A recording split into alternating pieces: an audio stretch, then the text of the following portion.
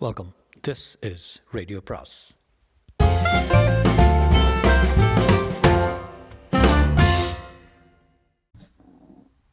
அனைவருக்கும் அன்பு வணக்கம். ஜெயமோகனின் இரவு அத்தியாயம் 9. நான் வாசலில் நின்றதைக் கண்டு நீலிமா அனிச்சையாக கால்வாசி எழுந்துவிட்டாள். முகம் மகிழ்ச்சியில் விரிய, உதடுகள் எதையோ சொல்ல வருபவை போல லேசாக பிளக்க, வெண்பற்கள் உள்ளே செவ்விளக்கொளியில் தெரிய, அவள் கணித்திரையில் கிராஃபிக்ஸ் உயிர் கொண்டு சற்றே அசையும் செவ்வியல் ஓவியம் போல இருந்தாள். நான் என்னை திரட்டிக்கொண்டு ஐம் சாரி என்றேன். மேனன் கமான் என்றார். நான் சென்று நாற்காலியில் நீலிமாவுக்கு நேர் எதிராக அமர்ந்து கொண்டேன். நீலிமாவின் கன்னங்கள் திட்டு திட்டாக சிவந்து கொண்டிருப்பதாக பட்டது. உதடுகள் இன்னமும் ஈரம் கொண்டவை போல. கண்களின் ஓரத்தில் மெல்லிய நீர்க்கசிவு பளபளத்தது. கைவிரல் நகங்களை பார்த்து கொண்டிருக்க இமைகள் சிறிய குருவி ஒன்றின் சிறகுகள் போல சரிந்திருந்தன. கழுத்தின் குழியில் அதிர்வு தெரிந்தது. இது தாமஸ் தெக்கே பரம்பல் என்றார் மேனன். மீசை இல்லாமல் கூரிய மூக்குடன் விளிம்பில்லா கண்ணாடி போட்டு ஜிப்பா அணிந்த மனிதர். ஹாய் என்று வைன் கோப்பையை தூக்கினார். நான் glad to meet you என்றேன். தாமஸ் ஒரு பாதிரியார் என்றார் மேனன். ஆங்கிலத்தில் நிறைய பாடல்களும் கவிதைகளும் எழுதியிருக்காரு. இங்கே செயின்ட் ஆன்ஸ் செமினாரியில் இருக்கார். நான் அவரை பார்த்ததுமே அவர் ஒரு பாதிரியார் என்று எப்படியோ கண்டுபிடித்திருந்தேன். இது சரவணன், ஆடிட்டர், ஒரு புதிய வரவு என்றார் மீனன். நாயர், நாங்கள் மனம் திரும்புதலை பற்றியும் கயவருத்தத்தை பற்றியும் பேசிக்கிட்டு இருந்தோம் என்றார். நான் என்ன சொன்னேன்னா, பாவம் என்பது எப்படி ஒரு கணம் நேர மன எழுச்சியோ அதை போன்றதே மன திரும்புதலும் என்று ஒரு கிராஃப் கோடு மேலே போவதும் கீழே இறங்குவதும் மாதிரி இரண்டுமே இரண்டு வகையான உச்சங்கள். ஒன்றின் பிரதிபலிப்பான தான் இன்னொன்று. அது மனிதனின் ஆளுமை என்பது இரண்டுக்கும் பொதுவாக நடுவே ஓடும் மையக்கோடு மாதிரி. எதற்கு சொல்கிறேன்னா, நான் பல குற்றவாளிகளை சந்தித்திருக்கேன். நான் கொஞ்ச நேரம் பேசும்போது கண்ணீர் விட்டு அழுது இனிமேல் இந்த தப்பை பண்ணவே மாட்டேன் சார், திருந்திட்டேன்பா. ஆரம்ப காலத்தில் நானும் அதை நம்பியிருந்தேன். ஆனால் திரும்பவும் அதையே செய்வான். அப்படின்னால என்னிடம் சொன்னது பொய்யா? அதுவும் உண்மைதான். இது ஒரு ஊஞ்சல் மாதிரி. எந்த அளவுக்கு ஒரு பக்கம் எழுகிறதோ அந்த அளவுக்கு மறுபக்கமும் சென்றாக வேண்டும். மேனன், அதாவது இவரை மாதிரி பாதிரியார்கள் பாவ மன்னிப்பு கொடுப்பதன் வழியாக மேலும் குற்றவாளிகளை உருவாக்கி அளிக்கிறீர்கள் என்று சொல்கிறீங்க என்றார் தாமஸ். மேனனே, கர்த்தாவினோடு களி வேண்டாம் கேட்டா போடா என்றார் மேனன். இன்னொரு இன்ச் பிராந்தி விட்டு கொண்டு வெள்ளி இடுக்கியால் பனிக்கட்டிகளை எடுத்து போட்டபடி, நல்ல நாயர் ஒரிக்கலும் செய்த காரியத்தினாய் நாணிக்கில்லை கேட்டடா. தாமஸ், நாயன்மாருக்கு எந்தும் ஆகாம் என்ற பின் என்னிடம், கேட்டீர்களா மிஸ்டர் சரவணன், நாயர்களிலும் சர்தார்ஜிகளிலும் கிறிஸ்தவர்கள் கிடையாது. அவர்களுக்கு புரியும் அளவுக்கு பைபிளை எளிமைப்படுத்த வத்திக்கான் இனிமேல் தான் ஒரு கமிட்டி போட போகிறது என்றார். நீ பாவ மன்னிப்பை பற்றி பேசப் போகிறாயினால் இன்னும் ஒரு லார்ஜ் ஏற்றிக்கொள்வது நல்லது என்றார் மேனன். ஓ அடியது மதியே என்றார் தாமஸ். பிறகு நாயரிடம், அதாவது இதில் நான் கவனித்த விஷயம் என்னன்னா, எதற்காக மனிதன் மனம் திரும்புகிறான்? 3 காரணங்கள் இருக்கின்றன. ஒன்று, அவன் செய்து கொண்டிருக்கும் விஷயங்களில் அவனுக்கே உள்ளூர் ஒரு கண்டனம் இருக்கிறது. அது தவறு என்று அவன் மனசாட்சி சொல்கிறது. பொல்ஷேட் என்றார் மேனன். ப்ளீஸ் என்று சொல்லிவிட்டு தாமஸ் தொடர்ந்தார். 2, அவன் இருக்கும் நிலையில் பல வகையான பிரச்சனைகள் இருக்கின்றன. அவற்றை சமாளித்து அவனால் அங்கே தொடர முடியவில்லை. 3, அவனுக்கு வேறொரு புதிய வாழ்க்கை வேண்டும் என்று தோன்றுகிறது. பெரும்பாலானவர்களில் இந்த 3 அம்சங்களும் ஒன்றுடன் ஒன்று கலந்தே இருக்கின்றன. இந்த 3 காரணங்கள், முதல் 2 காரணங்களுக்காக யார் மனம் திரும்புகிறார்களோ அவர்கள் கண்டிப்பாக திரும்பி சென்று விடுவார்கள். ஏனென்றால் ஒரு முறை மனம் திரும்பி சில நல்ல விஷயங்களை செய்ததுமே அவர்களின் குற்ற உணர்ச்சி போய்விடுகிறது. இதில் என்னை போன்ற பாதிரியார்கள் வேறு. அவர்களிடம் நீ செய்தவை எதுவும் பெரிய தப்புகள் இல்லை என்று சொல்லிவிடுவோம். அதை பொறுக்கிக் கொள்வார்கள். பிரச்சனைகளை அஞ்சி மனம் திரும்புகிறார்கள். சில நாட்களிலே அலுப்பு கொள்ள ஆரம்பித்து விடுவார்கள். ஏனென்றால் அந்த பிரச்சனைகள் தான் அவர்களின் முழுமையான ஆற்றலை செலவிட்டு அவர்கள் செய்ய வேண்டிய செயல்கள் எப்போது மனித ஆற்றல் வெளியே வருகிறதோ அப்போது தான் அவன் மகிழ்ச்சியாக இருப்பான். பிரச்சனைகள் இல்லாத சலிப்பில் இருந்து வெல்ல திரும்பவும் தவறுகளுக்கு செல்வான். பாவத்தில் இருக்க ஈர்ப்பு இருக்கிறதே, அது சாதாரணமானதல்ல. பாவம் அளவுக்கு உயிர் துடிப்பான இன்னொன்று கிடையாது. பாவம் அளவுக்கு நம்ம மூழ்கடிக்கும் வல்லமை வேறு எதுக்குமே கிடையாது. சொல்லப்போனால் லூசிஃபர் இயேசுவை விட மகத்தானவன். என்ன இருந்தாலும் அவன் மூத்தவன் அல்லவா? இருந்தாலும் ஏன் லூசிஃபர் தோற்கிறான் என்றால் மானுட குலம் நீடித்து வாழ வேண்டும் என்று பரமபிதா நினைக்கிறான் என்பதனால் இயேசு ஜெயித்தால் மட்டுமே மானுட குலம் வாழ முடியும். அது மட்டும்தான் இயேசு ஜெயிப்பதற்கு காரணம். மற்ற எல்லா காரணங்களிலும் லூசிஃபருக்கு சாதகமானவை. நான் சட்டென்று அந்த உரையாடலை இருந்து வெளியே வந்துவிட்டேன். நீலிமாவை என் உடலின் எல்லா மயிர்கால்களாலும் உணர்ந்தபடி அவளை பார்க்காமல் தாமஸை நோக்கி பார்வையை வைத்துக்கொண்டு அமர்ந்திருந்தேன். அவளுடைய பிரஜை முழுக்க என் மீதே இருக்கிறது என்று பட்டது. மனம் திரும்புகிறவன் இன்னொரு மேலான வாழ்க்கை வேண்டும் என்று நினைக்கிறான் என்றால் அவனுக்கு ஒரு வாய்ப்பு இருக்கிறது. அங்கே இயேசு போவதற்கு ஒரு சிறிய இடைவெளி இருக்கிறது. ஏனென்றால் அது ஒரு அடிப்படையான ஆசை. இன்னும் கொஞ்சம் மேலான ஒன்று தனக்கு வேண்டும் என்று நிரந்தரமான ஆசையால் தான் மானுட குலம் இதுவரை கொண்டு வரப்பட்டிருக்கிறது. புனிதமான ஆசை, அது இயேசு முழு மனதோடு ஒத்துக்கொள்ளக்கூடிய ஆசை. இன்னமும் அழகான, இன்னமும் தீவிரமான, இன்னமும் பெரிய ஒன்று வேண்டும் என்று அதை நாம் ஒரு குற்றவாளிக்கு அளித்தால் அவன் திரும்பி செல்லவே மாட்டான். 8ஆம் வகுப்பு மாணவனை நீங்கள் 7ஆம் வகுப்பில் உட்கார செய்ய முடியாது. அவன் உடம்பு கூசும். சின்ன வயது சட்டைக்குள்ளே நாம் நுழைய முடியாது. ஓ, இவன்ட குறிசி எடுத்து கொடுத்தா மதியல்லோ போடா என்றார் மேனன். அவர் நன்றாகவே போதையில் இருந்தார். நான் ஒரு விஷயம் கவனித்திருக்கிறேன் மிஸ்டர் சரவணன். சரவணன், இந்த நாயர்கள் அடிப்படையில் போலீஸ்காரர்கள், அதாவது படை வீரர்கள், அவர்கள் தத்துவ ஞானிகளாக இருக்கலாம், கலைஞர்களாக இருக்கலாம், அரசியல்வாதியாக இருக்கலாம். ஒரு லார்ஜ் உள்ளே போனால் எல்லா நாயரும் படை நாயர் தான். அதன் பிறகு லெஃப்ட் ரைட் மட்டும்தான் மண்டைக்குள் இருக்கும். நான் லேசாக புன்னகை செய்தேன். மேனன் துடித்தெழுந்து, you bloody bugger, you know all Nasranis are basically loafers. கேட்டியா சரவணன்? எல்லா சிரியன் கிறிஸ்தவர்களும் குடிகார பொறுக்கிங்க. சந்தேகம் இருந்தால் இவனோட பிஷப்புக்கு ஒரு 4 லார்ஜ் ஊற்றி கொடுத்து பாரு. சங்கனாசேரியில் அவன் அப்பூப்பன் பரட்டு காட்டு தோமாச்சேன் வாத்து மேய்க்கிறப்ப சொல்கிற எல்லா கெட்ட வார்த்தையும் அவன் வாயிலேயே வரும். நம்ம ஜார்ஜ் பூதக்காட்டில் தெரியல பாஷ, எந்த பழைய பிஷப்பு, பெரிய மகான். இப்போது அவரோட கல்லறையில் ஸ்கூல் பிள்ளைங்க மெழுகுவத்தி ஏற்றுறாங்க. செயின்ட் ஜார்ஜ் அவர் எனக்கு நல்ல பழக்கம். பகல் முழுக்க பிரார்த்தனை பிரசங்கம், ராத்திரியான பிராண்டி ஏற்றிக்கிட்டு டா ஏசு மயிரேன்னு ஆரம்பித்து விடிய விடிய நாரடிப்பார். ஒரு ஆசாரியை அப்படித்தான் நடத்தணும்னு என்கிட்ட சொன்னார். அவரோட அப்பா பூதக்காட்டில் வரக்கிச்சாயனுக்கு போட செய்கிற ஆலை இருந்தது. அதில் நிறைய ஆசாரி மரம் பார்த்துருக்காராம். ஒரு ஆசாரிக்கு என்ன பெரிய ஞானம் கிடச்சிருக்கும்னு நமக்கு தெரியாதான்னு சொல்லுவார். சொல்லப்போனால் இயேசுவுக்கும் ஜார்ஜ் ஜாயனோட தெறி பிடிச்சிருந்ததுன்னு தோணுது. இல்லைன்னா அவரை செயின்ட்டாக ஆக்கியிருக்க மாட்டாரே. சும்மா இவனை மாதிரி ஆட்கள் நாள் முழுக்க கர்த்தாவேன்னு போட்டு உயிரை எடுக்கிறதுக்கு ஒரு சேஞ்சாக ஒருத்தர் நல்ல சாவக்காட்டு மலையாளத்தில் 4 புளிப்பும் காரமும் உள்ள வார்த்தையை பேசிக்கிட்டால் ஒரு சுகம் தானே. எதா தோமே தாயம்மாருக்கு எந்தும் பறையாம் என்றார் தோமஸ்.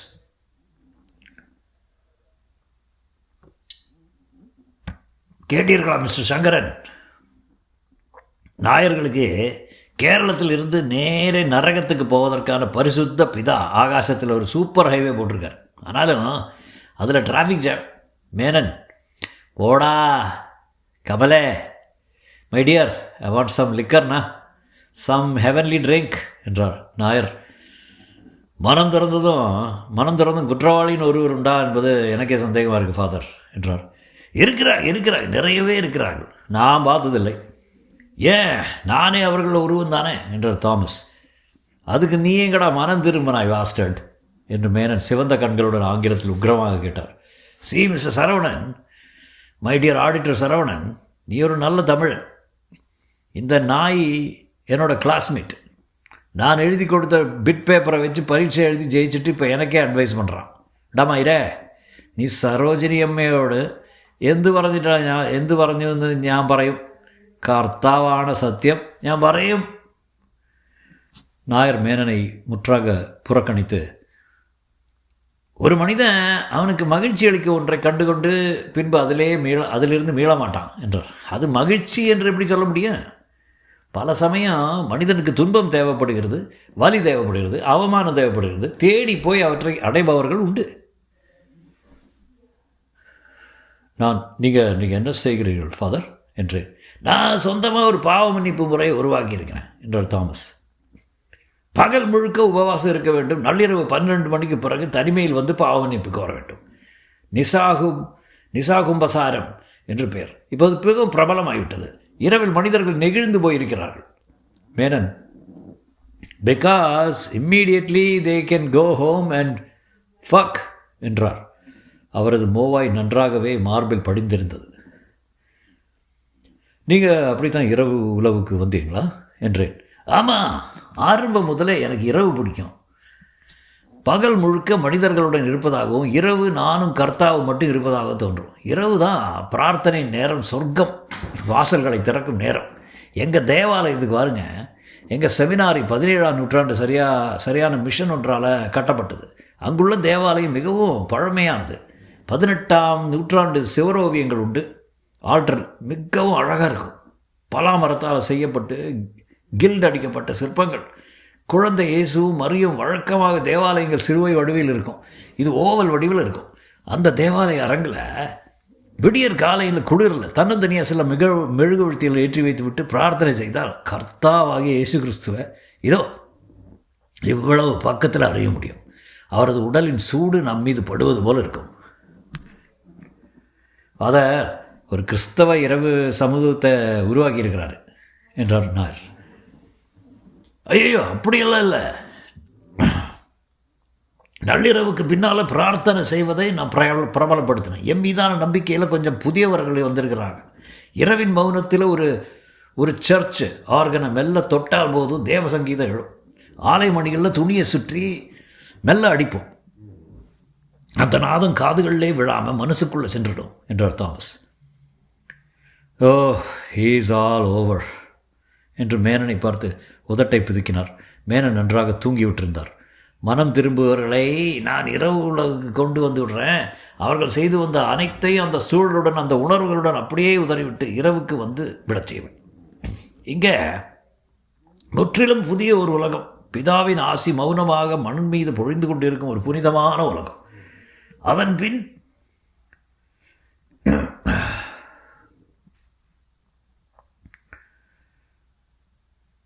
அவர்களுக்கு வியாபாரமும் சதிகளும் பேராசைகளையும் பாவங்களும் நிறைந்த பகல் இல்லை, தியானமயமான இரவு மட்டும்தான்.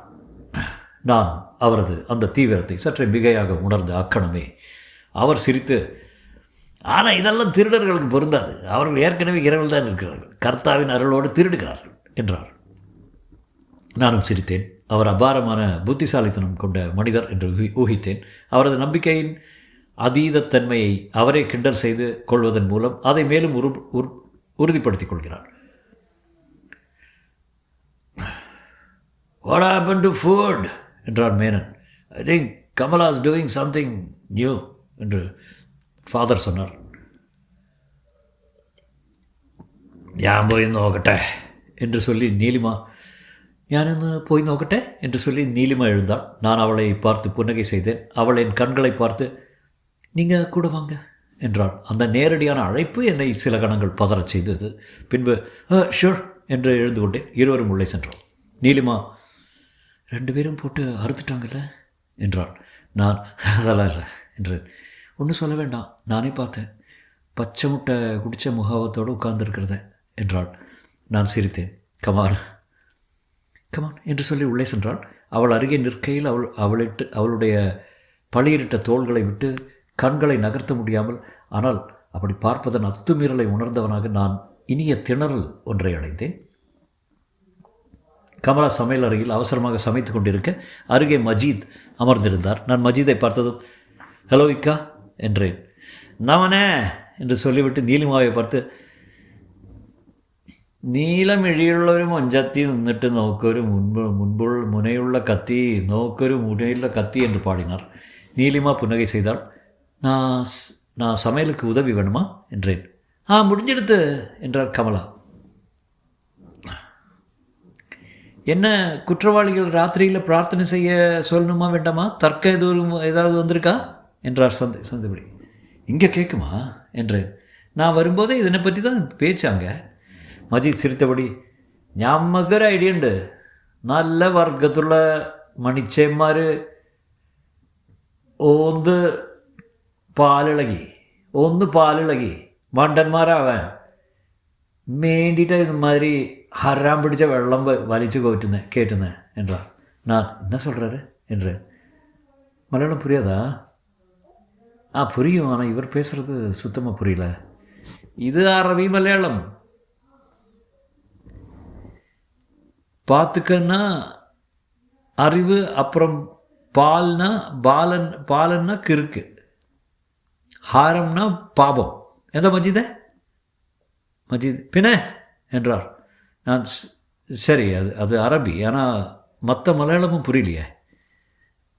அது அல்லாஹ்வுக்கு தான் முழுக்க புரியும் என்றார் கமலா ஆங்கிலத்தில். நான் மொத்தத்தில் என்ன சொல்ல வர்றாரு என்றேன். அதாவது புத்திசாலிகள் ஒரு விடுதலைக்காக தங்கள் முட்டாளாக ஆக்கிக்கொள்ள வேண்டும் என்று இந்த மதுவை குடிக்கிறார்கள் என்கிறார் என்று நீலிமா ஆங்கிலத்தில் சொன்னார். இது ஒரு மலையாளம். 6 மலையாளிக்கு 100 மலையாளம் என்று ஒரு பழமொழி உண்டு. மலையாளத்தில் மற்ற மொழி கலந்தால்தான் மலையாளம் வளரும். இது ഒരു കോക്ടെയിൽ. കമല സിരിത്താൾ. നമ്മുടെ കാരണവർ കടലിൽ അറേബ്യയ്ക്ക് ഒരു ഉരു ഓട്ടി കഴിഞ്ഞവരാ. ഭോപ്പൂരിൽ അറിയാലോ, ഭോപ്പൂരിലെ என்றார் மஜீத். கமலா, போப்பூர் கோழிக்கோட்டுக்கு அருகில் இருக்கும் பேப்பூர் கோழிக்கோட்டுக்கு அருகில் இருக்கும் ஒரு ஊர். 100 வருடம் முன்பு கூட பெரிய துறைமுகமாக இருந்தது. அரபு வணிகம் முழுவதும் அந்த வழியாக தான் நடந்துட்டுருக்கு. பிறகு ஆற்று மணல் மூடி துறைமுகம் அழிந்தது. இப்போது கூட ஏராளமான கட்டிடங்கள் அங்கே கைவிடப்பட்டு கிடக்கின்றன என்று சொன்னார். சமையல் முடிஞ்சாச்சு, குடிகாரங்க ரெடி ஆகிட்டாங்களா? ஞான் நோக்கிட்டு வரேன் ஆண்டி என்று நீலிமா கிளம்பினாள். மஜீத் அந்த காலத்தில் போப்பூரில் உருக்கள் சாயங்காலம்தான் கரைக்கு வரும் என்று சொன்னார். இரவு முழுக்க சரக்குகளை கரையிறக்குவார்கள். மாட்டு வண்டிகளில் கோழிக்கோட்டுக்கு கொண்டு வருவார்கள். விடுவதற்குள் சரக்கேற்றி கொண்டு உருக்கள் கிளம்பிவிடும். உருக்கள் என்றால் என்ன என்று கேட்டேன். பெரிய மரக்கலங்களுக்கு உரு என்று பெயர். இப்போது கூட போப்பூர் பகுதியில் ஆசாரிமார் அவற்றை செய்கிறார்கள் என்றார். ஏன் மரக்கலங்கள் இரவில் வர வேண்டும்? ஏனென்றால் அவை பகலில் தான் கிளம்பி செல்ல முடியும். கரையோரமாக கடலுக்குள் நிறைய மலைகள் உண்டு. அடையாளங்களை வைத்து கவனமாக செல்ல வேண்டும். இரவில் போக முடியாது. ஒரு முற்ற பகலில் கிளம்பவில்லை என்றால் அந்த நாள் வீண். 20 இரவும் 20 பகலும் ஆகும் அரேபியாவுக்கு சென்று சேர. அரிசி முதல் துணிகள் வரை கொண்டு செல்வார்கள். பேரீச்சம்பழம் முதல் കുതിരകൾ വരെ കൊണ്ടുവരുവാர்கள். അതൊരു കാലം മോനെ. അന്നൊക്കെ മാപ്പിളയ്ക്ക് മുസീബത്തുണ്ടായിരുന്നു. முசீபத் என்றால் என்ன என்று நான் கேட்கவில்லை. போப்பூர் இரவு நகரம் என்று அழைக்கப்பட்டது. பகலில் நகரம் அப்படியே களை இழந்து ஆவிகளின் நகரமாக ஆகிவிடும். போப்பூரில் பேய்கள் பகலில் தான் சுற்றி வரும் என்று பழமொழி உண்டு. பண்டக சாலைகள் பூட்டி கிடக்கும். சாலை மீன் காயப்பட்டது போல எல்லா இடங்களிலும் கூலி ஆட்கள் தூங்கிக் கொண்டிருப்பார்கள். கண் விழித்திருக்கும் எவரையுமே பார்க்க முடியாது. காலையில் பள்ளியில் தொழுகைக்கு மோதினாரும் முதலியாரும் மட்டும்தான் இருப்பார்கள். மாலை தொழுகைக்குத்தான் பட்டுக்குள்ளாவும் சொக்காயம் அணிந்த மாப்பிளகள் வந்து கூடுவார்கள். தொழுகை முடிந்ததும் வடக்கன் மாப்பிளா ஹோட்டல்களில் கூட்டமாக குழுமி வெள்ளையப்பமும் பத்திரியும் மாட்டுக்கறியும் ஆவி பறக்க சாப்பிடுவார்கள். ஊருக்கள் ஒவ்வொன்றாக கரையெடுக்க ஆரம்பிக்கும். எங்கும் சீன விளக்குகள் எரியும். ஹாஜி தடத்தில் காதர் மொய்தீன் கடைக்கு முன் அந்த காலத்திலேயே பிரம்மாண்டமான கல் விளக்கு தூண் நாட்டி அதில் கேஸ் விளக்கு போட்டிருந்தார். மண்ணெண்ணெய் ஒரு பெரிய பீப்பாயில் தரையில் வைக்கப்பட்டிருக்கும். வண்டு போல ரீங்கரித்தபடி விளக்கு எரிந்து கொண்டிருக்கும். அது ஒரு பிரம்மாண்டமான பூச்சி என்று நம்பிய முஸ்லீம்கள் அதற்கு இபிலீஸு விளக்கு என்று பெயரிட்டார்கள். இபிலீஸ்னா செகுத்தான், படச்சோன்ற சத்ரு. இபிலீஸ் விளக்கின் ஒளியில் தடத்தில் கடைமுற்றம் பகலாக இருக்கும். சாதாரணமாக பகல் அல்ல, பொன் வெளிச்சம் உள்ள பகல். அந்த வெளிச்சத்தில் ஹாஜி வெள்ளி நாணயங்களை பரப்பி வைத்து அவற்றை பொன் நாணயங்களாக மாற்றினார் என்று சொல்வார்கள். 1000 தீக்கண்கள் கொண்ட விலங்குகள் போல மரக்கலங்கள் கடலில் பொறுமை இழந்து ஒன்று மீது இன்னொன்று மெல்ல முட்டி அலைபாயும் சீன விளக்குகளின் ஒளியில் மனிதர்களுடன் அவர்களின் நிழல்களும் அசைய நகரமே ஜின்னுகளும் இபிலீஸுகளும் கலந்து நடனமிடுவது போல இருக்கும். இப்போ பொருள் ராத்திரி இல்லை போனே, பகலும் ஆத்திரங்களு என்றார் மஜீத். மேனனும் நாயரும் பேசியபடியே வந்தார்கள். பின்னால் ஃபாதர் தாமஸ் நீலிமாவுடன் சிரித்து கொண்டு வந்தார். மேனன் முகம் கழுவி போதையை இல்லாமல் புதிதாக இருந்தார். அதற்குள் எப்படி மொத்த சாராயத்தையும் ஜீர்ணித்து கொண்டார் என்று புரியவில்லை. மேனனிடம் சாப்பிடலாமா என்றார். யூர் சோபர் என்றேன். எஸ் ஐ ஆம் என்று சிரித்து கொண்டே ஊன் மேஜையில் அமர்ந்தார். கமலா என்னிடம் இதெல்லாம் எடுத்து வையுங்கள் என்றார். நான் பாத்திரங்களை எடுத்து வைக்க ஆரம்பித்தேன். மஜீத் தண்ணீர் நிரப்பி வைத்தார். ஃபாதர், ஏட்டாதாயிரே, your daughter is an extremely beautiful girl என்றார்.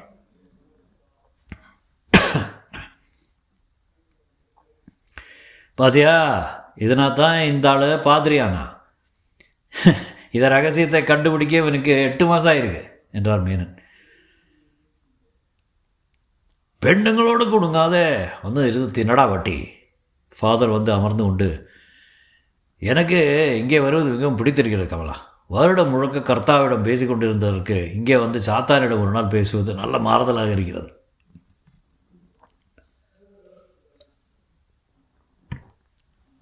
நானும் அமர்ந்து சாப்பிட அமர்ந்து கொண்டேன். மஜீதும் பரிமாறினார். ஒரு காலத்தில் கமலா பேரழகி என்றார் ஃபாதர். ஆனால் இப்போது அதைவிட பேரழகி. கமலா சிரித்தபடி தோமாச்சா வேண்டா வேண்டா என்றார். உற்சாகமான உரையாடல்கள் வழியாக சென்று கொண்டே இருந்தோம்.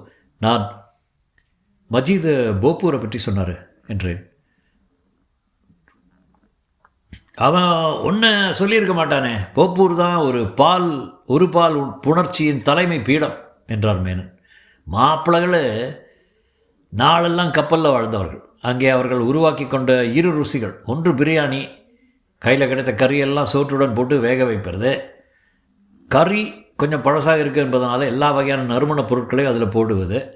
அப்படி தான் பிரியாணி கண்டுபிடித்தார்கள். இன்னொன்று, இது கப்பலில் பெண்கள் செல்வதில்லை இல்லையா என்றார் ஃபாதர். மேனன், அந்த காலத்தில் போப்பூர்னாலே இதுதான் அர்த்தம். இப்போது கூட போப்பூரிலும் சுற்று வட்டாரங்களிலும் இரவு சங்கங்கள் உண்டு.